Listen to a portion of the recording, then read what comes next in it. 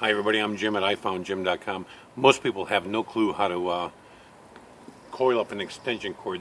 They make it into a total knot and a total ball, and you can't even undo the damn thing.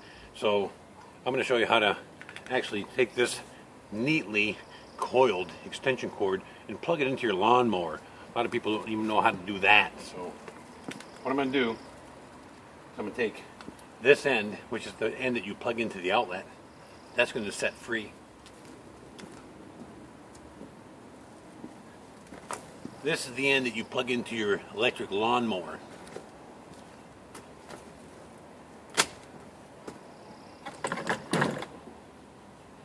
You take it like this.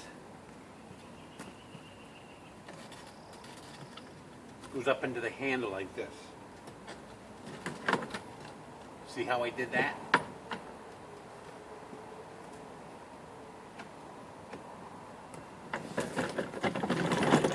That part plugs into here. And then you take this part, which goes into the outlet, and make sure it's not a mess.